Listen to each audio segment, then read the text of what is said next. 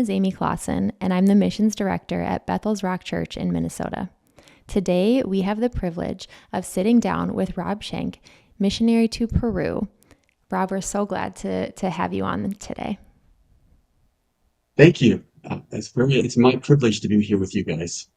And it's an honor to hear my name pronounced right because they cannot pronounce it down here. I'm so glad that was correct because I was going to ask you before we started rolling how to pronounce your name and I forgot. So I'm so glad I said it right.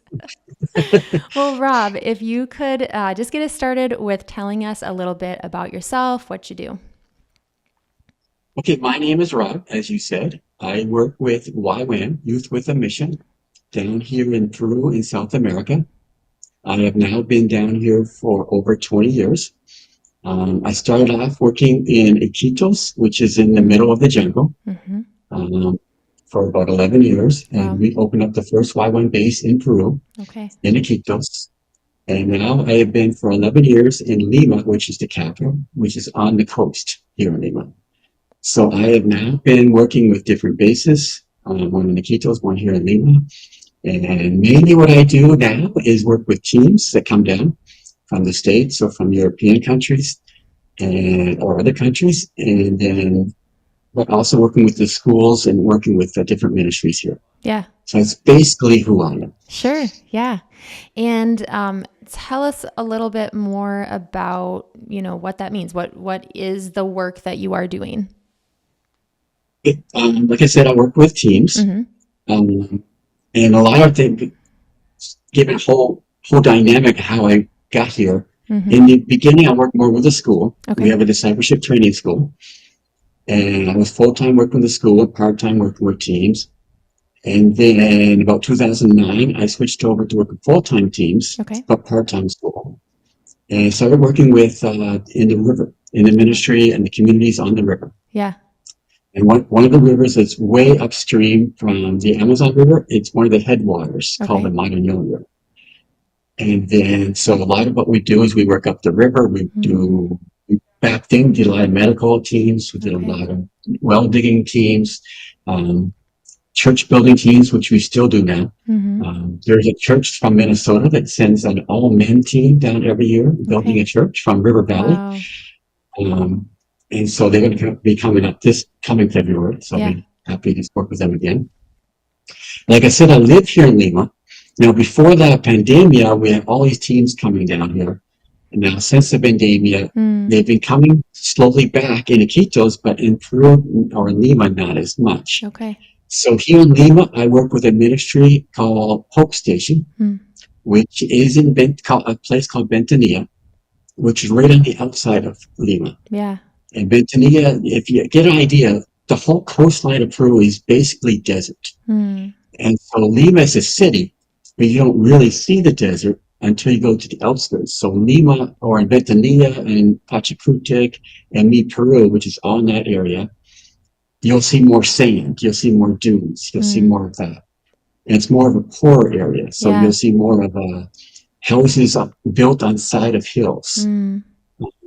And so that is basically, I work with that ministry. So there's a lot of kids ministry, a lot of adolescents, a lot of adult ministries that we work with that Hope Station. Yeah.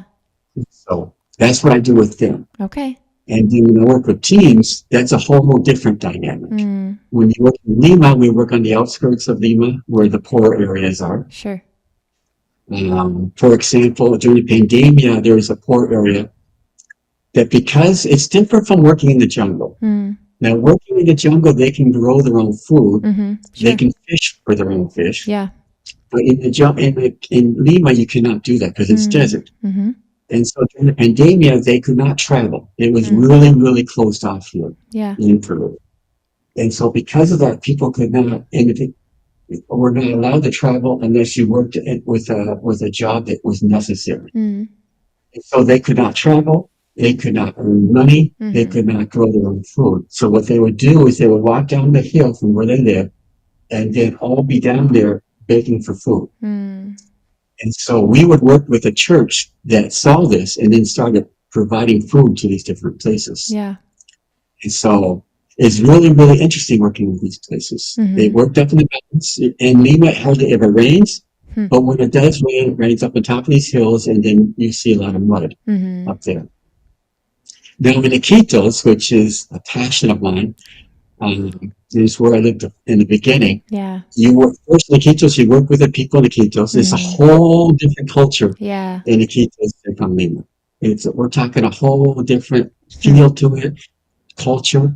Iquitos only has 600,000 people, Okay. but it's the largest city in the world that does not have access by road. Oh, wow. No way of driving there. So you have to take a plane or a boat. Most I take is planes there. So in Iquitos, for that reason, there's more motorcycles, there's more motor taxis than there are cars there. And that's one. So you got one culture is Lima, the second culture is Iquitos, Yeah. and then the third culture is working with the communities up on the river. So we work with teams on the river. We will take you.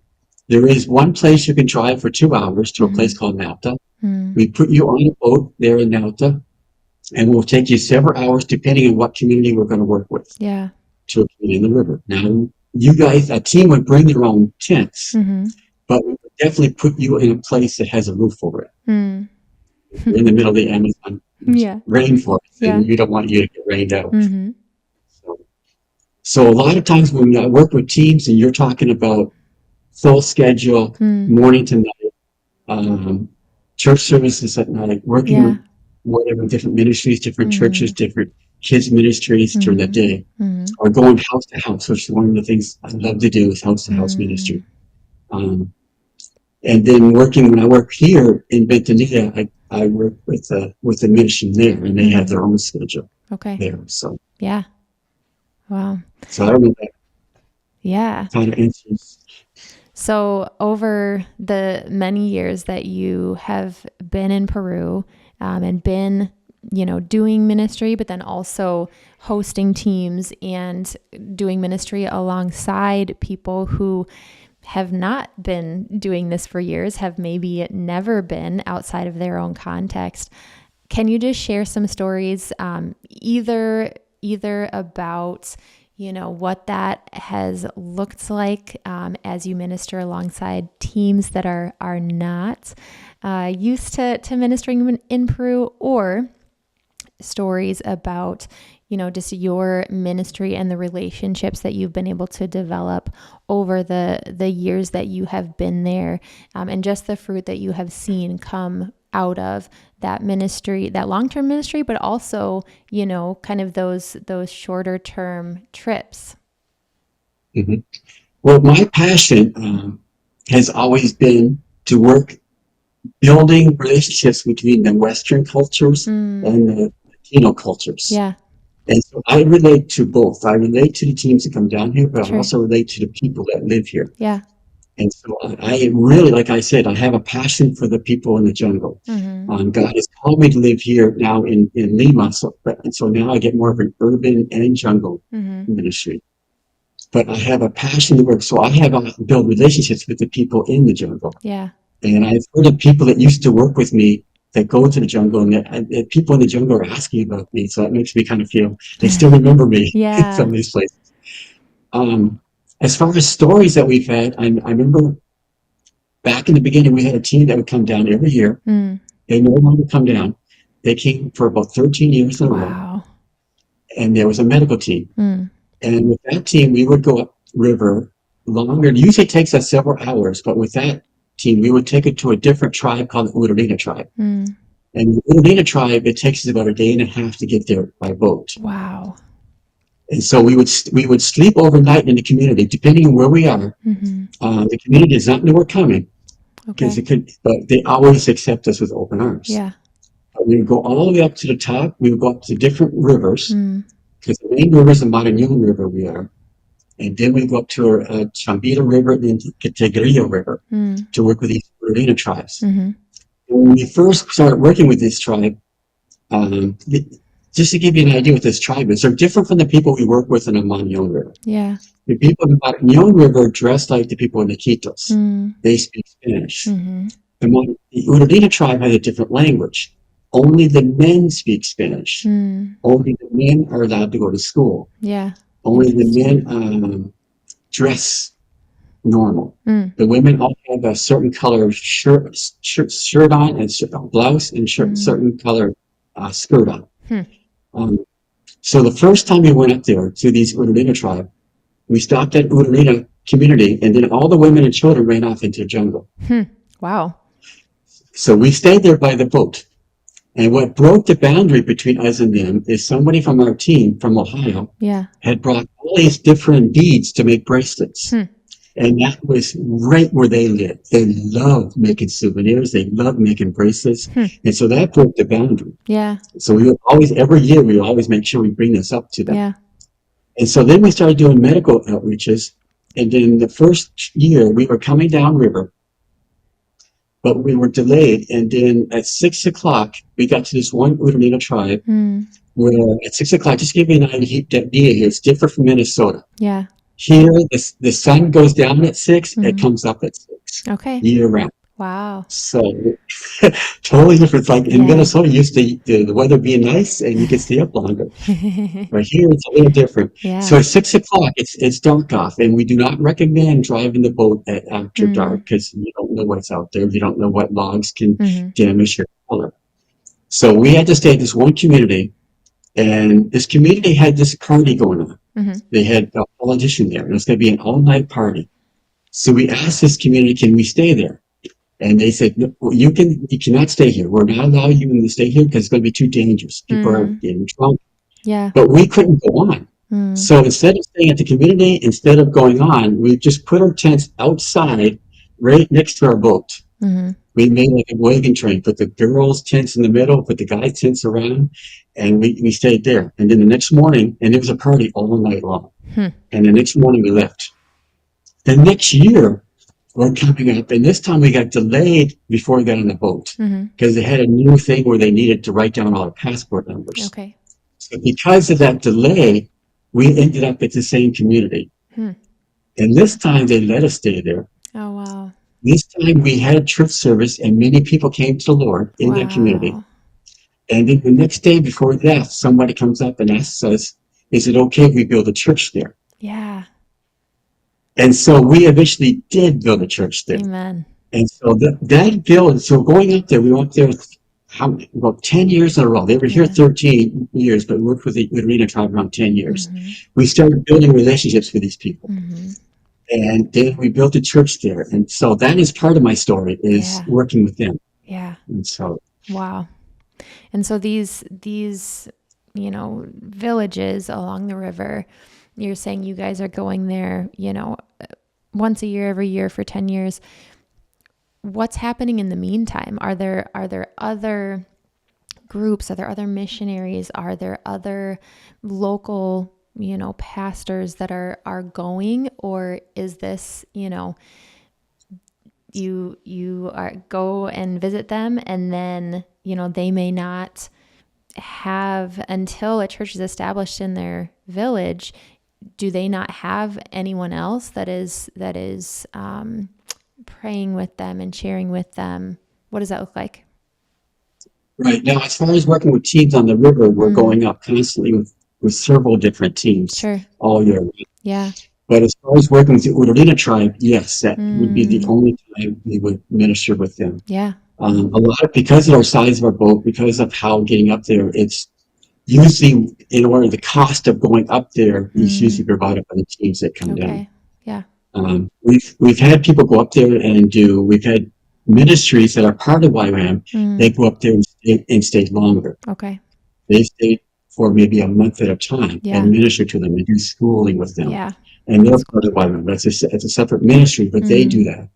I've been a part of that ministry, but not up there as they come down. Yeah. We did a school one year. I was there for 2 weeks helping out with the school. And the Urarina people came down to the school.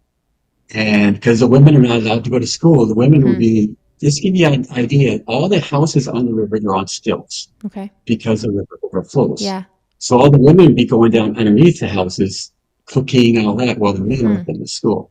Now, that's not our rule. Sure. We were more than welcome them to come up and join in the school. But this is like our pastor school, so we were able to train them up and send them back into the Urarina to where they live. Yeah. One of the communities that we worked with up in called the Urari, called Tagual, is one Urari tribe, is a Christian community. Mm. And the interesting thing about this Christian community is everything they grow, all the fruit they grow, all the vegetables they grow, is all bigger and better than any other community around them. It's because God's blessing them where they are. Yeah. Wow. So have you, over the time that you've been there, have you seen some of these villages and people that maybe when you first went there, didn't know much about Jesus? There weren't many Christians. There wasn't a church. Have you seen, a change to where not only do people in those places, more and more are learning about Jesus, becoming Christ followers, churches are being established, like you had mentioned, but have you also seen, growth from out of there, as far as, are there people from those villages who have themselves kind of started to, start to minister to others? Yes. When we first started going up there, like I said, we built churches up there. The Christians that we would start with, the pastors would be persecuted from the people in the communities. Yeah. Not many people are Christians. So we would build the churches, and then these churches, those pastors, come from different denominations. The denominations are abandoning these pastors. These pastors they say they're lonely. They don't have a way of communicating with other Christians or other pastors. So because we're YWAM, because we're known there, they almost see us as their covering. And so we would cover over them, and then we would build a relationship, a contact between them and other pastors on the river. Yeah. So through us, we would have them be able to contact each other. Okay. And then also we had some land, and where we would invite them to come down, we would have pastors' conferences. So we would pay for their fuel to come down. Yeah. And their fuel go back home. And then we'd have pastors' conferences, as well as youth conferences and kids' conferences. But a lot of these, building these connections with these pastors. And through these youth conferences, because we're YWAM, we would, for example, last year, we were partnering with another ministry with this land that's right near where we get on the boat. We were able to have, because we do DTSs, discipleship training schools, in Iquitos. Okay. But in this land on the river, we were able to invite 40, 50 students from the communities. They cannot come from anywhere else. Yeah. They had to come from the communities. Yeah. They had to be indigenous to enter into the school. And so that was our first time doing that last year. Cool. So that's awesome. Wow. So then just interesting seeing all these, Yeah. like, for example, my passion has always been not only working with the different cultures working together, but also sending youth from Peru to the almost parts of the world. Yeah. And that is my desire I've had since I've been here. And so they can go areas of the world that maybe American cannot go. Sure. To maybe be more hated, but Peruvian is not, people don't not like Peru. Yeah. And Peruvian might even look like a Muslim, for example. Right. Yeah. Oh, go ahead. Sorry. No, what we've done in the past, in starting in 2008, we got a bunch of youth from young adults from Iquitos, and we were able to have them work together to raise their own money, which is not a concept they have here. Church are willing to have the youth go off and do missions, but as far as supporting their youth, they do not do that. But these youth had to raise their own money, and each year they went to a mission trip. The first year they went to China, and they went to Thailand. And so they were able to go and just do missions, pure people from Iquitos. Like, for example, to China, you cannot preach the gospel boldly. So they would do Peruvian dances to draw the people in, and then individually talk to them. Yeah. So. Yeah. Wow. What I was going to ask is there like a specific story that you can share with us, just a testimony about either one of those teams of Peruvian youth that have gone and ministered somewhere, or even just of an individual who has just received the call to go and share the gospel outside of Peru? I'm trying to think. I have a testimony. I was thinking about doing it, but it's not about teams. Okay. I don't know if I'm okay with sharing that. Sure. You can do that one. We Go for it. It's further out of discipleship training school. We had a few years ago where we had 3 months of outreach, which is like an extra month longer than a normal outreach.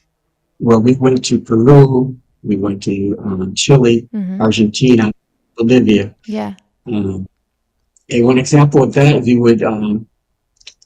went by bus and all these trips.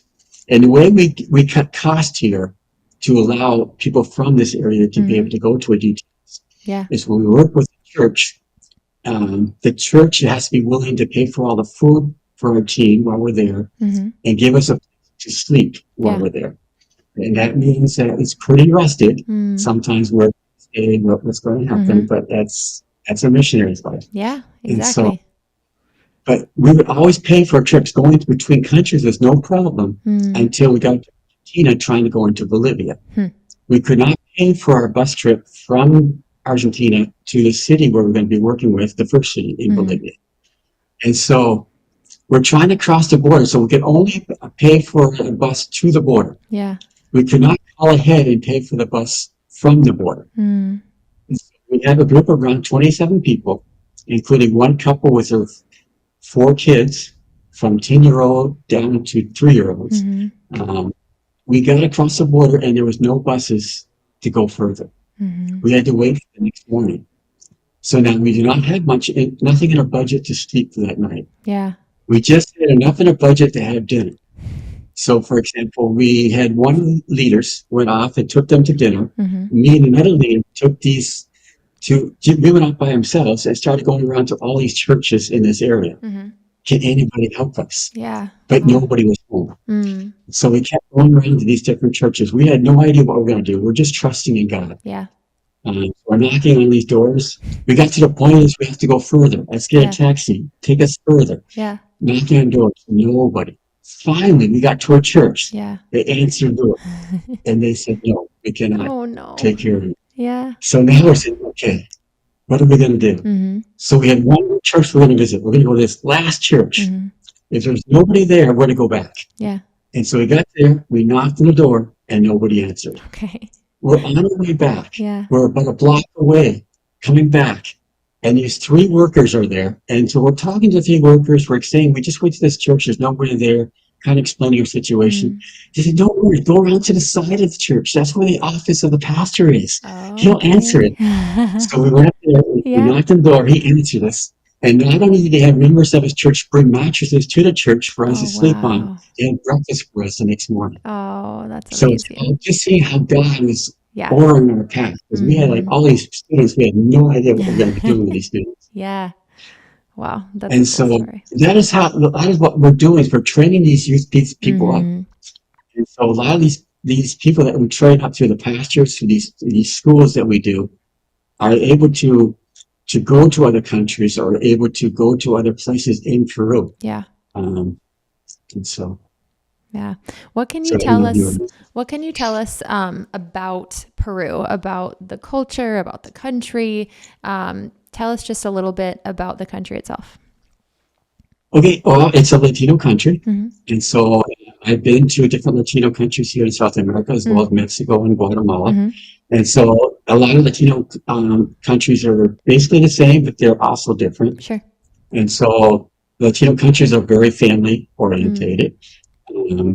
For example, I had a friend of mine did my DTS with me, married a girl from the culture, and was very shocked to find out when he was first married, he was thinking he'd be able to enjoy time with his wife alone at night times. Yeah. No, cultures means all their family comes over every night. Oh, wow. And so they're very family orientated. And so now we have Peruvian time, which means you're late.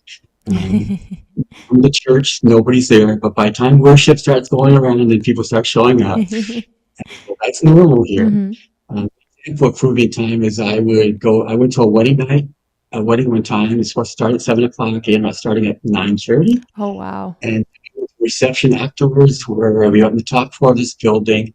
And at 1:30 in the morning, I'm saying, I'm going home. Mm-hmm. Everybody else is still there.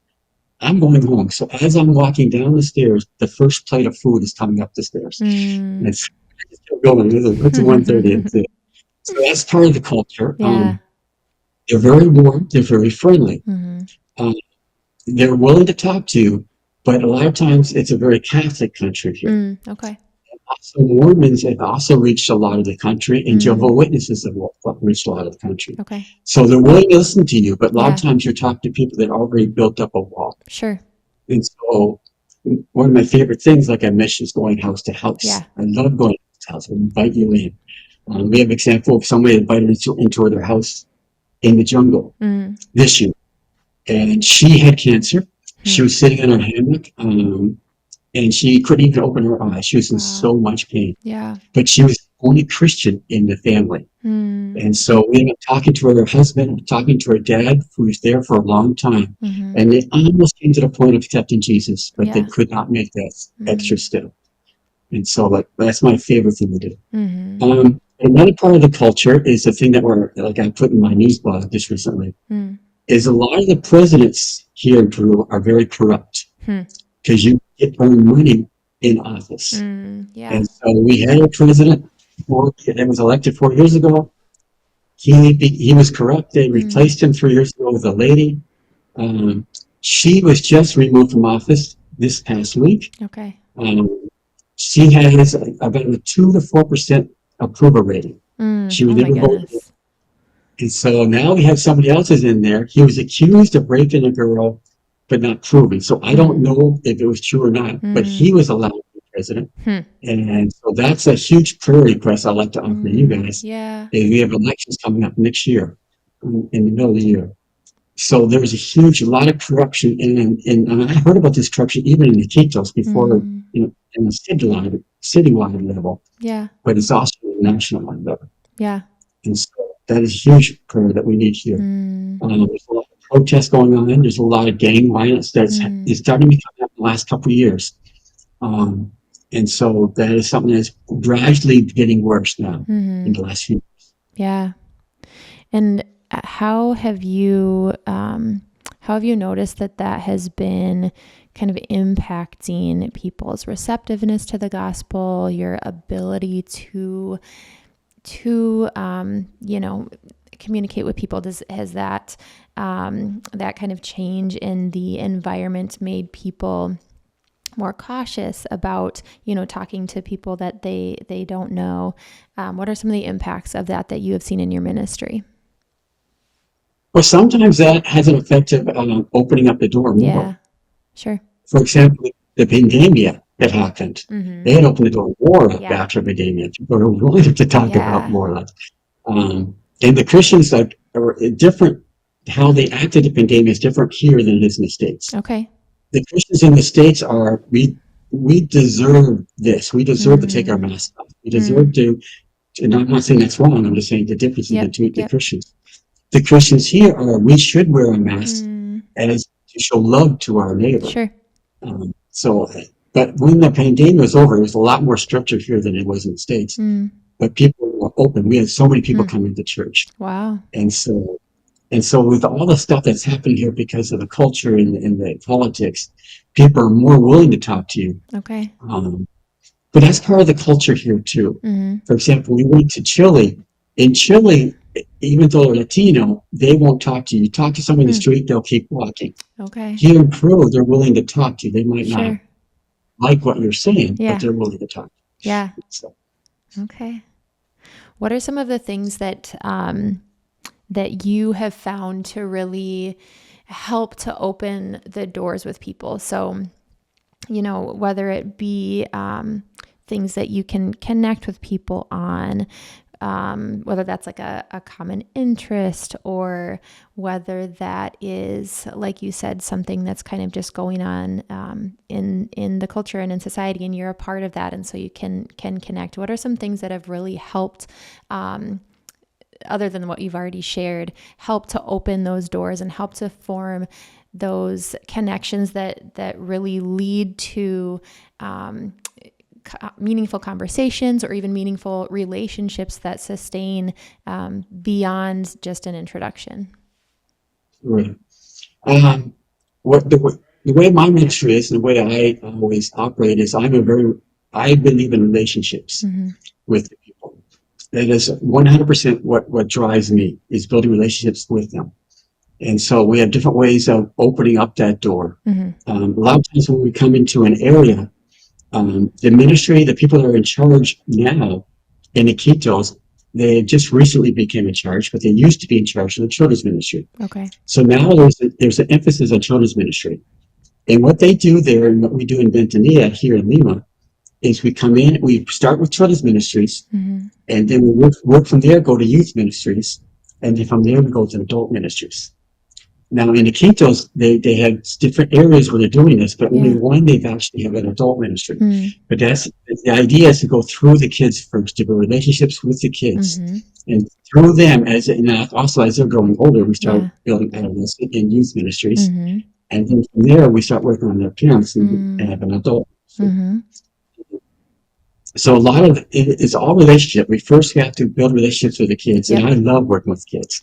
Even when I was in Minnesota, that's part of what I did with kids in the church. And so we build relationships with them, and then from there with the youth and with the adults. And then also we've done, because we're YWAM, as I've done more in my past, more before than now, is with our schools and with our mobile teams, we do these impacts. Okay. Now, YWAM is a lot of drama, a lot of choreographies that's involved in this.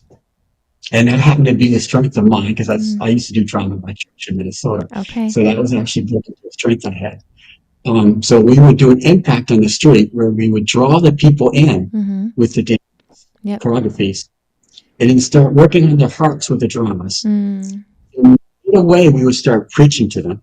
A short message with testimonies and a little thing, not like a overly long, to get the message. And then right as we finished that, right away, we would go and individually talk to them before they would walk away. And we would sit with them, sometimes 2 or 3 at a time. And then sometimes there's different ways we would do this with a book that, I don't know if you ever heard the bracelet had different colors. We would have that as a book. We would call it the Wordless Book. And then have that as a plan of salvation. And so that was a way of drawing them in. And so first we went in. To give you an idea, we did one of these dramas in Mexico. This is before. And one of the people watching this drama that we were doing came up to us afterwards and said, I know what's going on. I've seen dramas all my life. But for some reason, my heart is beating really fast, and I don't understand what's happening. And there's a drama called Redeemer where Jesus was crucified. He was whipped and crucified on this drama. And so it impacts you. It gets into the heart when it's the Holy Spirit, when you're doing it under the anointing of the Holy Spirit. Absolutely. And you're not doing it for your own, the people look at you. You're doing it so others can see what the message, look at God. Right. And so a lot of it's a relationship, whether it's that way, and through that, we invite them to the church service, the church that we're working with at that time, and then we build relationships with them during the church. Doing that. Like, for example, this year I was in Lima, we were going door to door, we met this grandma, and then this grandma, we're going to do this Bible study. So she was a Christian. And so we're going to come back to your house tomorrow. We're going to do this Bible study with you. But she wasn't able to be there, but her granddaughter was. Her granddaughter's like 19 years old. Wow. And we were able to invite her granddaughter to the church that night. And then she was able to join in the church. Then we took her back home. We were able to pray with her. And she hugged each one of us as she was leaving us. And so that's the reason why I'm here, is that connection, that relationship. So absolutely. Well, if we can kind of rewind way back to the beginning, can you tell us more about, you mentioned, you had done kids ministry and involved in drama and things back in Minnesota. Can you tell us more about, what you were doing before you were in Peru, and then, what got you there? Can you tell us about the call that God initially gave you, and kind of the steps along the way to lead you to the place that you're at now? Sure, I would love to. I was in my younger years, my high school years, I had a passion for computer programming. Yeah. That was who I was. I wanted to Okay. do computer programming. I did this is a few years ago now, but we taught a basic in my high school, and then we do basic programming and do trigonometry problems and make a program out of it. Mm. And so that was where my passion was. Okay. And then started going to church in Elk River, which is where Mm. mostly I lived in Minnesota. And a missionary came to our church. Okay. And I immediately knew I was called. Hmm. I did not know how. I did not know Wow. what's going to happen. So right away, I started looking for mission trips. So like 2 weeks later, I was off on a mission trip to Mexico. Wow.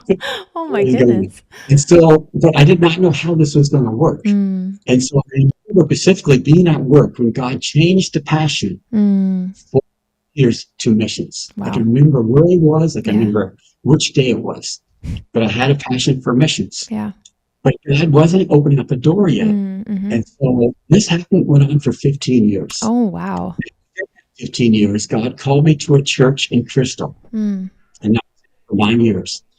That church turned out to be my training ground. Mm. It was a church that sent me off. Yeah. After 2 years there, I became part of the board. Mm. And through that, I did everything in the church, Yeah. including drum, choir, Yeah. head of security, head of ushers. It was instead of God was training me to Yeah. be there. Yeah. And so when the pastor, his name was Tommy Ladd, he's part of the Assemblies. Mm-hmm. When he invited me originally to be part of the board, Yeah. I knew I was called. But I Yeah. knew being on a board, you're making a commitment. I says, I can be on the board as long as you realize that God has called me to missions. And if he Mm. calls me tomorrow, Yeah. will you release me to go? Yeah. He said yes. And it happened that way 7 years later. Wow. And so the people on the mission trips, we would work with this couple called Clark Barnard Mm. and Beth. They were missionaries in Mexico. Mm. And so over there, I went on 9 different mission trips over this Wow. time and got a relationship with him. Mm-hmm. I did his school in Monterrey, Mexico. Mm. He started off in YWAM. Mm. And YWAM asked him to go to Iquitos, Peru. Mm. At the time, the bases in Peru to open up the first YWAM base. Okay. He came to me and asked me if I wanted to come with him. Mm. And I basically said, no, but I'll pray about it. 15 years before going to Mexico, I was pumped. Yeah. But now 15 years, I was pretty young back then. Mm. And then 15 years later, after supporting myself for 15 years, Yeah. letting it go now, it was a huge fear thing I was Sure. battling. And now going down further, South America, starting off in Colombia, then going to Peru, it was a huge fear thing I had to battle. Mm. And then 4 months later, I heard a message called Count the Cost. Hmm. And during that sermon, I counted the cost. Yeah. And I had so much fear before that sermon. Mm. And I gave everything to God where I had complete peace Mm. after that sermon. Amen. To the point where when I went to my job the next day, I didn't have any money. I didn't have any support. I didn't know. It was going to be a year later before I left. I told my job I was leaving. I still had a whole year. I just knew. Yeah. And so then I had a whole year of preparation. Mm-hmm. And then a week before I left, my dad, who was living in Texas, calls me. And he asked me, when I was about first grade at the time, he went back to Bible college. And he asked me if I knew why. Mm. And I just knew he went back. I knew that part, but I did not know why he went back to Bible college. And this is after preparing myself. I'm ready to go. I'm on my way down. Mm-hmm. But this is God confirming to my heart that I'm going to where he wants me to go. Mm. He had a vision when he went back to Bible college when I was in first grade that he was supposed to take his family to Peru, to the Amazon jungle, to work with the indigenous people. Wow. Telling me this I'm leaving. And it was like, God, I was already committed to going, but God was confirming, saying, yes, you're going where I want you to go. Oh my goodness. Wow. That was before that. And like I said, I had this huge, at the beginning of the year, I had a huge fear thing, but God said, and he's been with me every step of the way. He's never let me down. And I had such a peace. When you're doing what God wants you to do, and you were where God wants you to be, you're going to have a peace and a joy. Yeah. And that's like, if God calls me back, I'll go back. If God calls me to stay, I'll stay. If God calls me to go somewhere else, I'll go. Just to be where He wants me to be. Yeah. It's a complete matter. So. Absolutely. Now, your story is a little different than some other people who have felt a call for missions. I mean, you had a long waiting period, and I can't imagine that was easy. So, I mean, what would you say to somebody who is maybe somewhere along like a similar journey where, you know, they really feel called, but they kind of feel stuck, like, you know, the doors aren't opening, the opportunities don't seem to be coming. What encouragement could you give? Yep, I walked that walk. And I was always very bold. I always told people, this is what I want to do. And even though they were looking at my life saying, it doesn't look like it's happening. I always told people this is what I want to do. But my advice to them is, God will put it into your heart. If you don't see a way forward, don't try to create a way. Wait on Him. Yep. You will know. He will let you know. It won't be something that would just all of a sudden, I have to do this, I have to do that, I have to push my way. Sometimes it's good. God wants you to get your boat moving. Sometimes you have to go in a certain direction, and He'll like, oh, no, that's not where I want you to go. I want you to go over here. But don't try to push your way to try to go somewhere. Wait on Him. And it's so important. I was looking for ways of trying to do it on my own. I was trying to go to colleges. I was looking to maybe go to Central. I was doing it, but God would always put a check on my spirit. I was going to a church at one time where the pastor wanted me to go to the school in Ohio. I was all for it. I was doing it. But then the month before I left, God put a check on my spirit. So strong. It was probably the worst month of my life. Oh, wow. I couldn't sleep. I had no peace. The only time I had peace that whole month was with this lady, a prayer warrior in our church, was praying for me in the altar. And she prayed not in her normal tongue. She prayed for me in Spanish. And she had such a peace when she was praying for me. And she could see me, and it hadn't happened yet, in a dorm with Latino men in a dorm. She would see me in this dorm. And I knew it. And so I had this problem at the time where I had to please authority. I had to break that and say no to that. And to say, no, I cannot go there, even though He was all for me going. And so the other one was going to colleges. He kind of showed me not to do that, because I couldn't see going to a college and then creating all this loan just to be a missionary, but you had to pay the loan off. And that was a huge break. It was a huge obstacle for me. And so it was part of it is just waiting on Him. Also, the Bible says He'll give you a multitude of counselors. But realize that whatever somebody tells you has to confirm what God's already put in your life. Yeah, that's good. What God's already told you. Now, if it's something that somebody you respect that you have not have a confirmation from God, you can put it in the shelf and leave it for later and see if something happens and God confirms it. But God will always speak to your heart first before. And so, like I said, even though when I was asked to go to Peru, the place that He wanted me to go, I had such a fear that I said no. And so it was God working in my heart. But I would say just keep believing. If you have a true calling, that calling never dies down. That's good. Even after 15 years, that calling never died down. I still felt that calling. Even though after 15 years, like I said, it was harder to do it because I had been supporting myself now. I had been saving money. I had been at the time, and I had just earned 4 weeks of vacation, which for me was a lot. No, that is. And so at the time, it was hard to take that in the natural, to take that step. But when you have the calling and you know it's God, then you have this peace of God to take that step, Yeah. and you know what's from you.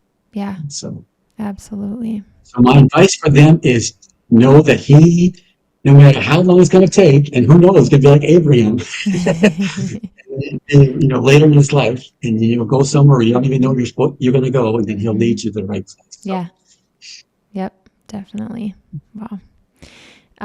Can you tell us, we have time for maybe one more question. Can you tell us, what are some things that you're excited for 2026, for the upcoming year? Maybe it is, specific relationships that you've really been investing in. Maybe it is, a specific type of ministry. Maybe it is some upcoming teams that are coming to join the work. And what are some things that you're looking forward to? sure. For example, I used to be part of the YWAM base in Iquitos. Mm. During the pandemic, there was a change. Mm-hmm. The people that were in charge of it, now Clark was the person and director in charge of it, but they had to leave because his wife had cancer, and they moved to Lima, and then God eventually healed her of cancer. Oh, wow. And Amen. now they're in charge of YWAM up, Peru, Ecuador, and part of Colombia now. Okay. But the people that then took over eventually left during the pandemic or right after that. And then then there was like 2 or 3, because of the pandemic, teams weren't coming. And so I wasn't part of I was only working in Lima at the time. Sure. So now the people that became in charge of the base there, I had a relationship with, because they were part of some of them were part of the river ministry, some of them were part of in charge of the children's ministry. Yeah. And so now I've been able to build a relationship with them. And not only with them, but with the people that have since in the last couple of years became part of the staff. So now I'm connected to them. We're a family. For example, I was there giving orientation between the director of the island base and a team from Florida. And I just mentioned that the team from Florida that I while I'm here, I'm staying here. And he corrected me. No, you're not staying here. You're living here. It's just a relationship that we build. Like I said, I love relationships. So it's a relationship that I'm building with them. And as far as teams that are coming, this year there hasn't been as many teams as last year. Sure. But I'm already hearing a word of more teams coming next year. There was a team that I was able to work with this year from Island Base in Kentucky. I know the person that's in charge of the team. Yeah. And so we had worked together years ago, but now we're starting to work together again.